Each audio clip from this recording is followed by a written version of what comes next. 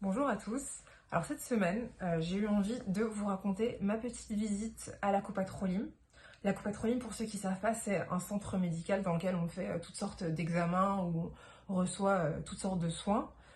Alors pour tous ceux qui s'inquiètent, dont ma mère, ne vous inquiétez pas, je vais bien, c'était pas un examen médical très important. Mais du coup, en fait, ce qu'il faut savoir, c'est que la Coupa Trolim, à l'instar de la Poste et de l'armée, c'est un endroit en fait où tu côtoies tout le Ham Israël, il y a vraiment tout le monde. Et même si on est tous des frères et on est censés tous s'aimer, et ben il y a vraiment des gens aussi qui sont insupportables, comme par exemple les mecs qui roulent en vélo électrique sur le trottoir et qui te foutent une enceinte Bluetooth avec une musique de daube qui viole tes oreilles. On a aussi les névrosés du Mazgan qui sont insupportables. Les mecs qui vont te foutre la clim à 10 degrés alors qu'on est en plein hiver et que tout le concept c'est de mettre la clim quand il fait chaud, pas quand il fait froid. Bref, tout ça pour dire qu'à la Coupa Trolim, tu es obligé de voir tous ces gens-là. Tu n'as pas le choix. Ces gens que tu arrives à éviter en général, tu es obligé de te les taper à la Coupa Trolim. Et parfois, ça donne lieu à des scènes un peu improbables et la Coupa Trolim peut avoir des allures de cours des miracles. Et je pense notamment à des scènes un petit peu gênantes, tout ce qui a trait notamment au process des analyses d'urine.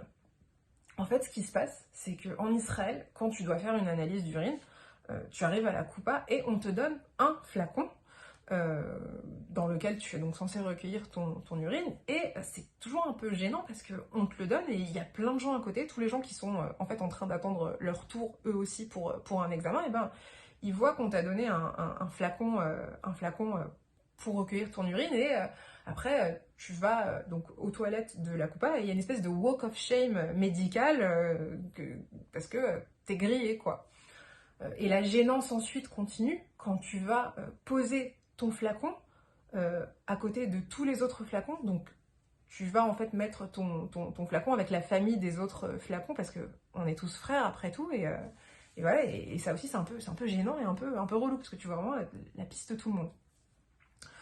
Mais il y a certaines personnes qui sont parfois un peu plus organisées, on va dire, et qui recueillent leur urine chez elles. Mais du coup, ces personnes-là, très souvent, doivent du coup improviser en fait un récipient. Et je me souviens un jour avoir vu une nana qui arrivait avec un jerrycan, donc un jerrycan, donc on parle de un récipient avec une contenance possible de 10 litres. Donc vous imaginez bien qu'elle ne l'a pas rempli, heureusement pour elle, parce que sinon il y aurait eu un vrai problème, je pense, médical important.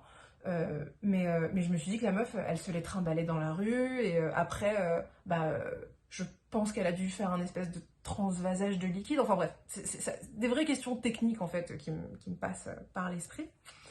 Et en fait, je me suis aussi demandé qu'est-ce qui se passe quand tu es une célébrité et que tu dois faire un test d'urine. Parce que là, ton personnel assistant, typiquement, en général, il fait plein de trucs pour toi, mais ça, il peut vraiment pas le faire, quoi. Qu'est-ce qui se passe quand Yehuda Halevi débarque à la Coupa Trolim? Mis à part le fait qu'il y a une émeute féminine instantanée, est-ce que le gars se tape lui aussi la Walk of Shame, comme le commun des mortels?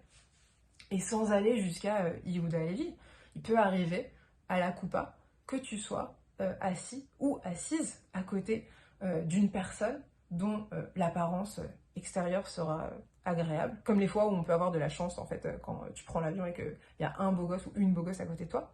Et du coup, se pose la question de Lacoste. Comment est-ce que tu fais pour que Lacoste ne soit pas trop intrusif? Est-ce que tu peux dire à la coupa: salut, alors toi aussi t'es là pour un dépistage MST?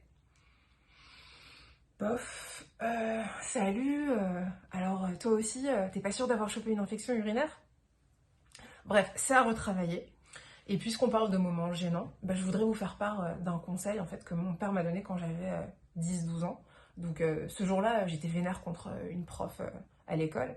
Et mon père m'a dit: ma fille, si un jour quelqu'un t'énerve, imagine-le sur la cuvette des toilettes en train de faire caca.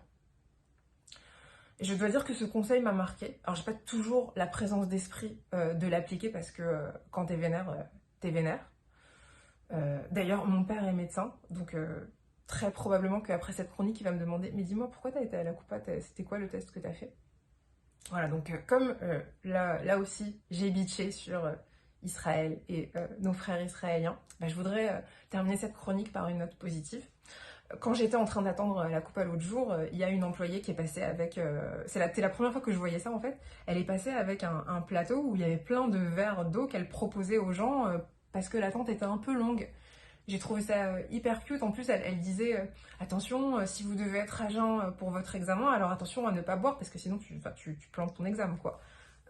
Donc j'ai trouvé ça cute, attentionné, prévenant, et c'est voilà, c'est encore un des petits moments où tu dis ah c'est sympa, c'est un truc touchant que tu penses pas forcément voir dans d'autres pays.